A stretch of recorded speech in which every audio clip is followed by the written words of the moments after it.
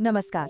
तो आज बात करते हैं नागपुर के आईपीओ बाजार की, जहां आजकल काफी हलचल मची हुई है। सवाल ये है कि क्या इन छोटे शहरों की कंपनियां स्टॉक मार्केट में अगली बड़ी चीज बन सकती हैं? चलिए इन आंकड़ों के पीछे की कहानी को समझने की कोशिश करते हैं। तो ये रही वो लिस्ट, हमारी पड़ताल का सबसे बड़ा सुराग, नागपुर की 8 एसएमई कंपनियां जो हाल ही में पब्लिक हुई हैं। देखिए, ये सिर्फ एक टेबल नहीं है, ये एक पहेली है। एक ऐसी पहेली जिसमें स्थानीय अर्थव्यवस्था और इन्वेस्टर्स का मूड सब कुछ छिपा है। तो सवाल ये उठता है कि ये डेटा, ये आंकड़े हमें रिस्क, हाइप और रिवॉर्ड के बारे में असल में क्या बता रहे हैं? चलिए एक डेटा डिटेक्टिव की तरह इन नंबर्स के पीछे की कहानी को खोदकर निकालते हैं। ठीक है, तो अपनी इन्वेस्टिगेशन शुरू करने से पहले एक बहुत जरूरी चीज समझ लेते हैं। ये एसएमई आईपीओ आखिर होता क्या है? देखिए, इसका सीधा सा मतलब है स्मॉल एंड मीडियम एंटरप्राइज का आईपीओ। ये एक खास तरीका है जिससे छोटी रीजनल कंपनियां भी स्टॉक एक्सचेंज पर लिस्ट हो सकती हैं और बाजार से पैसा उठा सकती हैं। चलिए अब इन्वेस्टिगेशन शुरू करते हैं। हमारा पहला सुराग वो है इन कंपनियों की लिस्टिंग डेट्स, मतलब ये कंपनियां मार्केट में आई कब। अब जरा इस टाइमलाइन पर नजर डालिए। 2020 में एक कंपनी, 2022 में एक, और फिर बूम, 2023 और 2024 में तो जैसे लाइन ही लग गई। ये क्या दिखाता है? ये साफ साफ नागपुर के एसएमई सेक्टर का बढ़ता हुआ जोश और कॉन्फिडेंस दिखाता है। लगता है इकोनॉमी का माहौल भी अच्छा है और इन्वेस्टर्स भी काफी दिलचस्पी ले रहे हैं। अब आते हैं इन्वेस्टिगेशन के सबसे मजेदार हिस्से पर, बज़ फैक्टर। यानी हम देखेंगे कि इन आईपीओस को लेके हाइप कितनी थी और फिर उसकी तुलना करेंगे पहले दिन की असली परफॉर्मेंस से। तो सीधा सवाल है, कौन सी कंपनियां थी जिनके लिए इन्वेस्टर्स ने सबसे ज्यादा डिमांड दिखाई? जरा इस चार्ट को देखिए।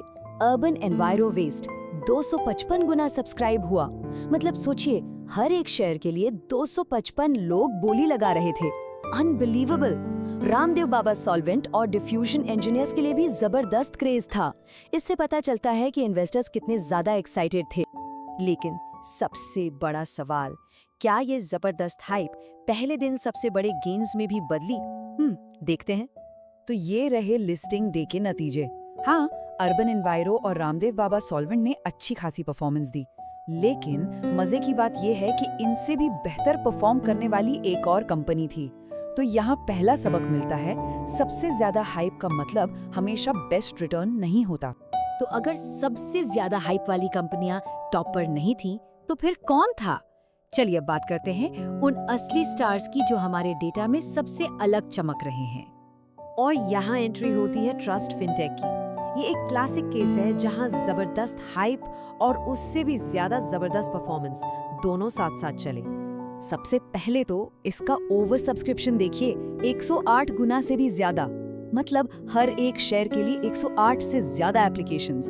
ये दिखाता है कि इन्वेस्टर्स का इस पर कितना तगड़ा भरोसा था। और फिर आता है जीएमपी, यानी ग्रे मार्केट प्रीमियम। लिस्टिंग से पहले ही ये 45 रुपए पर था। अब जीएमपी क्या है? ये बाजार का एक तरह से अनऑफिशियल मूड बताता है कि लोग लिस्टिंग से पहले ही शेयर के लिए एक्स्ट्रा कितना पैसा देने को तैयार हैं। और 45 रुपए का जीएमपी मतलब उम्मीदें बहुत बहुत हाई थी। और क्या ये कंपनी उन उम्मीदों पर खरी उतरी? बिल्कुल। ट्रेडिंग के पहले ही दिन 41.83% का शानदार गेन। मतलब इस केस में जो हाइप थी वो परफॉर्मेंस से बिल्कुल मैच कर गई। परफेक्ट। ठीक है, तो अब सारे सुराग हमारे सामने हैं। चलिए इन सबको एक साथ जोड़कर देखते हैं और फैसला सुनाते हैं कि ये डेटा हमें असल में क्या बता रहा है। ये टेबल पूरी कहानी को एक जगह समेट देती है। एक कॉलम में है हाइप यानी सब्सक्रिप्शन और दूसरे में है नतीजा यानी लिस्टिंग गेन। साफ दिख रहा है, अर्बन एनवायरो की हाइप सबसे ज्यादा थी, लेकिन ट्रस्ट फिनटेक ने उससे कम हाइप में भी बेहतर रिटर्न दिया। और हाँ, माइक्रोप्रो सॉफ्टवेयर पर भी नजर डालिए। ये एक जरूरी रिमाइंडर है कि हर आईपीओ हिट नहीं होता, कभी कभी नुकसान भी हो सकता है। तो इस पूरी इन्वेस्टिगेशन से बड़े टेक अवे क्या है?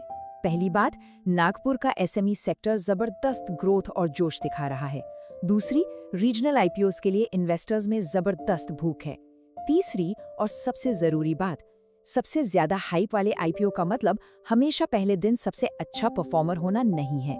चौथी, ट्रस्ट फिनटेक जैसी कहानियां बताती हैं कि अगर कंपनी के फंडामेंटल्स मजबूत हों तो शानदार रिटर्न मिल सकते हैं। और आखिर में माइक्रोप्रो सॉफ्टवेयर का केस हमें याद दिलाता है कि हर आईपीओ एक सेफ बेट नहीं होता।